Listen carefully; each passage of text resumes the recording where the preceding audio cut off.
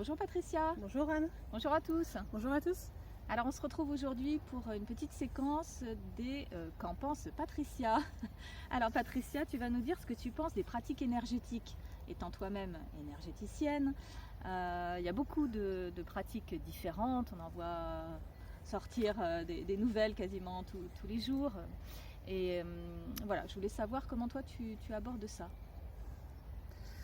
Alors pour moi aujourd'hui en fait ma vision de pratique énergétique n'est pas la même. Ma vision d'il y a 2 ans et celle d'aujourd'hui n'est vraiment pas la même. Il y a 2 ans j'étais encore sur ah bah tiens, cette pratique est enseignée, ça doit être sympa, pourquoi pas essayer, etc. Enfin, moi pas forcément formation, parce que c'est vrai que j'ai fait très peu de formation même, mais d'essayer des soins avec cette pratique, pourquoi pas, ça doit être sympa et tout. Et du coup, maintenant pour moi c'est plus du tout la même chose, parce qu'entre temps j'ai découvert tout le réseau d'apprentissage, de connaissances, etc. dans le subtil. Et c'est vrai que pour moi, en fin de compte, qui dit pratique énergétique dit apprentissage dans le subtil. Parce que pour moi, l'énergétique, il y a une grande part qui est dans le subtil. On ne le voit pas avec les yeux. On ne va pas nous-mêmes régler le flux énergétique dans nos mains ou autre. Pour moi, c'est les parties d'être qui vont le faire. Et donc, c'est à eux de faire leurs apprentissages pour le faire. Donc, ça veut dire qu'il va y avoir un apprentissage dans le subtil. Et même pour moi aujourd'hui, c'est vrai que je vais très peu passer par des soins qui vont être faits par une autre présence. Et ça va être principalement par moi. Et il y a beaucoup de soins ou de pratiques énergétiques qui sont on va appeler un tel et puis on va faire un soin, etc. Et moi, de ce que j'ai eu à conscientiser ces dernières années par rapport aux présences, le fait qu'elles ont elles-mêmes leur chemin d'apprentissage, etc. Alors certes, ça peut m'arriver parce qu'ils auront des missions de leur côté, et moi j'ai une mission de travailler avec eux par rapport à une épuration d'un lieu, etc. Mais c'est vrai que je vais privilégier le fait d'utiliser mes propres capacités, et donc du coup ça va être mes parties d'être qui vont travailler avec mes capacités, le flux, etc. Et du coup c'est des apprentissages qui sont liés dans le subtil, qui sont liés. Moi je sais que j'ai eu d'autres soins à côté, ça m'a demandé beaucoup d'épuration, de portail énergétique ou d'autres systèmes qui ont été mis dans mon être en fin de compte, avec des pratiques énergétiques qui ont été faites avec d'autres présences. Et c'est vrai que moi aujourd'hui je mets beaucoup de sécurité en faisant appel aux lois licites dans le subtil, etc. pour vraiment sécuriser à fond tout ça. Et même les présences avec qui je vais travailler, moi il y a des accords qui sont faits pour qu'elles travaillent en accord avec les lois licites dans le subtil et tout ça, pour éviter justement tout ce qui est création de portail et autre chose. Et voilà, je vais pas enfin ça peut m'arriver, mais ce sera majoritairement travailler avec mes propres capacités. Et donc du coup les pratiques énergétiques telles que souvent on voit à côté, c'est vrai que c'est quelque chose qui pour moi aujourd'hui ne me correspondrait plus non plus. Parce que aussi dans beaucoup de pratiques énergétiques, on voit souvent des protocoles. Alors, et ça tu me connais, les protocoles, je suis pas fan. Ça fait partie des questions, effectivement. Je sais que toi tu n'en utilises pas. J'en ai utilisé à un moment donné, ouais. Mais je n'utilise plus aujourd'hui. Parce que j'ai besoin de réagir à l'instant présent. Un soin est rarement se dérouler nickel du début à la fin. Il y en a souvent qui veulent essayer de parasiter ou autre, ou alors on va découvrir quelque chose que ah tiens, c'était pas prévu de trouver ça, bon alors comment je fais pour enlever ce que je veux enlever avec ça qui bloque. Et puis donc du coup il y a toujours besoin de réagir sur l'instant présent, et du coup un protocole ça permet rarement de le faire. Donc moi j'ai vraiment besoin de ce côté instant présent, et donc du coup de ne pas faire un protocole. Peut-être que pour quelqu'un, ça peut être aussi dans la démarche de travailler sur soi. Peut-être que quelqu'un devra travailler en premier je sais pas moi, des problèmes avec des lignées familiales, et après des trucs sur d'autres incarnations. Et peut-être qu'il y en a, ils n'auront jamais à travailler sur d'autres incarnations, et qui vont d'abord devoir travailler sur des blocages qu'ils ont eus dans leur enfance. Et puis après, par rapport aux lignées familiales, en fait chacun a son rythme à lui, et sa façon d'épurer qui est adéquate pour lui selon son chemin de vie, sa mission de vie, etc. Et donc du coup, pour moi, mettre un protocole, c'est aller en fin de compte à l'encontre du chemin de la personne de temps en temps. Et donc du coup, c'est vrai que moi, je vais aller voir les guides des personnes, aller voir les chemins de vie, aller voir les chemins d'apprentissage. Et en fait, c'est en étudiant tout ça sur une personne que je vais du coup avoir, entre guillemets, le protocole de soins qui sera propre à la personne. Et qui peut varier en fonction des imprévus que je rencontre. Donc en soi, c'est plus vraiment un protocole quand c'est unique. Donc voilà. Ouais, alors je pensais à toutes les techniques qu'on connaît bien autour du Reiki, du Lao Tzu, toutes ces techniques qui utilisent justement, qui font appel à des choses extérieures, à des formules, à des symboles. Ouais, personnellement, je ne vais pas les utiliser. Ça m'est arrivé de voir certains symboles que personnellement m'oppressaient. Après, je ne peux pas dire il ne faut pas le faire parce que chacun a son chemin d'apprentissage et pour certains, ça peut être d'aller vers ce genre de pratique qui est bon pour lui parce qu'il a quelque chose à apprendre par rapport à ça. Moi, c'est quelque chose que je ne vais pas utiliser, mais peut-être que pour quelqu'un, c'est bon d'aller vers ça à un moment donné parce qu'il va devoir comprendre des choses par rapport à cette technique. Qu'est-ce que ça apporte de positif, qu'est-ce que ça apporte de négatif. Peut-être qu'il a travaillé en commun avec certains êtres à ce moment-là pour aussi comprendre certaines choses par rapport à ces êtres-là. En fait, il y a tellement de possibilités qu'on ne peut pas dire il ne faut pas y aller. C'est juste quelque chose pour lequel moi aujourd'hui je ne suis pas en adéquation. Tout à fait, je comprends ça. Ouais.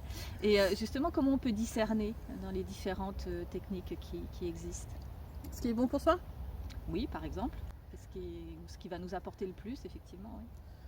Oui. En fait, pour moi, j'ai envie de dire, avec son oui et son non, ou avec un pendule, si vous le faites avec le pendule, mais vraiment demander à votre être, même pas forcément à votre guide, mais à votre être d'avoir des réponses, exemple de corruption. Encore une fois, je vais le préciser longtemps, mais c'est vraiment quelque chose qui, moi, m'a permis de sortir de pas mal de problèmes, donc je le précise. En demandant une réponse, donc du coup, exemple de corruption, est-ce qu'il est bon pour moi d'avoir un soin avec cette technique, avec ce thérapeute? Est-ce qu'il est bon pour moi de faire un stage sur cette technique avec ce thérapeute? Si on a un nom avec ce thérapeute, peut-être que c'est un autre thérapeute. Ça peut être des questions comme ça qui vont me dire, parce qu'en fin de compte, c'est propre à chaque personne. Donc je peux pas dire comme ça, c'est avec son propre oui et son propre non. Alors il peut y avoir avec le guide, bien sûr, on a plein de guides différents, il y en a qui peuvent le dire, mais en soi, vos parties d'aide vont aller vérifier vos chemins de vie et vos chemins d'apprentissage, et vous pouvez aussi avoir des réponses avec directement votre être. Après, on peut couper, on demande au guide et on demande à son être, et puis... Alors il y a une méthode qui a beaucoup le vent en poupe actuellement, c'est l'hypnose régressive. Alors est-ce que là tu as un avis particulier? Est-ce qu'il y a des précautions particulières à prendre selon toi? Il y a quelques années, j'avais voulu en faire. Et puis on m'avait dit, ouais, pas avant 2019. Arrivé en 2019, en fait, j'avais pas besoin de rentrer en hypnose pour arriver sur ces niveaux-là. Donc du coup, au final, j'ai fait, ça vaut pas forcément le coup. Qu'est-ce que j'en pense? Je pense qu'il faut bien choisir son thérapeute, que c'est des techniques qui peuvent vite dériver, parce que personnellement pour moi je ne serais pas pour des programmations ou des trucs comme ça, parce que ça insère en général des systèmes qui sont pas forcément en accord avec les chemins de vie. Après, si vous ressentez que c'est un oui avec ce thérapeute, même s'il fait des programmations, j'ai envie de dire, si c'est sur votre chemin, mais allez-y.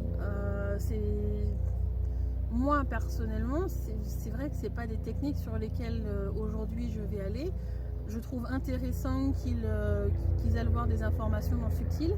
Pour moi, quand je vois des vidéos d'hypnose, parce que ça m'est arrivé d'en regarder, ça m'arrive encore d'en regarder, mon plus gros problème est que de ma perception à moi, ils ne vérifient pas forcément les informations de manière correcte.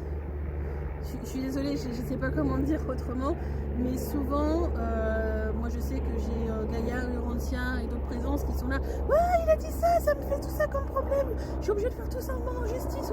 Oui, mais moi je peux pas les contacter comme ça. Vous faites vos demandes en justice, ils vont avoir leur truc en justice dans le subtil, mais en soi, je peux pas faire plus, quoi. Enfin, après, c'est à vous de travailler sur vous et puis de faire vos demandes en justice. Et c'est vrai que Mine de rien, actuellement, ça génère énormément de boulot sur le réseau de justice, toutes ces pratiques d'hypnose. Ça, c'est le constat que moi je fais. Mais je peux pas dire, n'y allez pas pour cette simple raison. Si ça fait partie d'un chemin de vie ou d'un chemin d'apprentissage, il faut y aller pour autant, quoi. Donc, on peut pas dire plus. Voilà. Bon, en tout cas, on peut pas dire que ce sont des mauvaises pratiques en tant que telles. Non, c'est la façon de le pratiquer qui va permettre de varier les choses.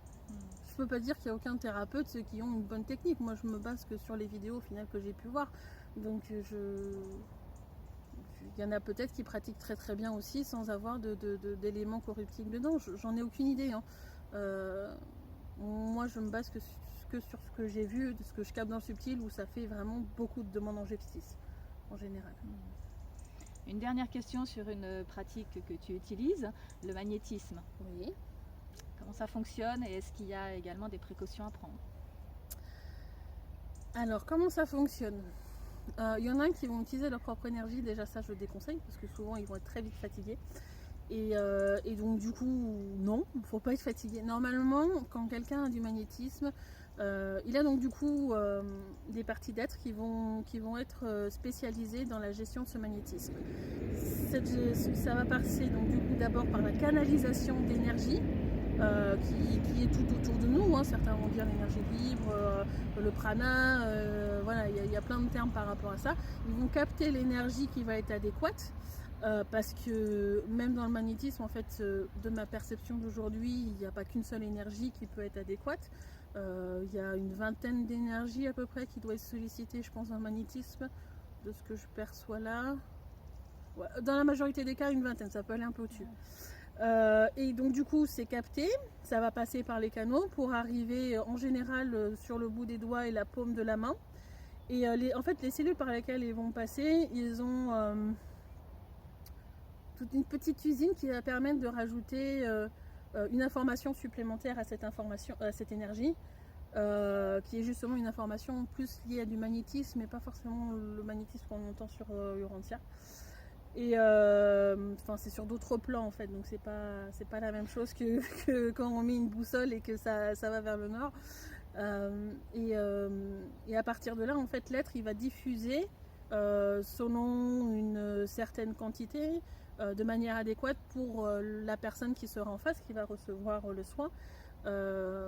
Et ça va atteindre du coup la cellule ou les éléments qu'il a besoin dans son être pour lui donner l'énergie nécessaire en fin de compte à une auto-réparation. C'est pour ça que chaque cellule ou chaque élément n'a pas besoin de la même énergie, et c'est pour ça que ce n'est pas les mêmes énergies forcément qui sont captées et qu'il y a toute une panel d'énergie. Après, pour moi, comment le pratiquer? C'est vrai que moi, quand je l'ai pratiqué, je le pratique encore un petit peu, mais c'est plus mélangé à d'autres choses. J'ai vraiment fait de manière intuitive, c'est-à-dire que je sentais qu'il fallait que je passe la main ici, que peut-être des fois que je reste stabilisée, que je m'éloigne. Ça m'est arrivé à un moment donné quand je commençais à travailler plus dans l'aura, je montais sur les chaises parce que j'avais besoin d'atteindre un certain niveau. Et une amie, j'ai parcouru sa maison quand j'ai fait un soin, j'étais dans la cuisine ou autre, parce que l'aura de la personne, son être est très large, hein, il dépasse le corps physique, donc ça m'est arrivé de me balader dans toute la maison pour pouvoir atteindre les éléments que j'avais besoin. Plus facilement. Quand je le faisais à distance à peu près à cette période-là, souvent le corps énergétique de la personne il se déplaçait devant moi, donc du coup je pouvais être assise et puis il se déplaçait en fonction de là où j'avais besoin de faire les choses.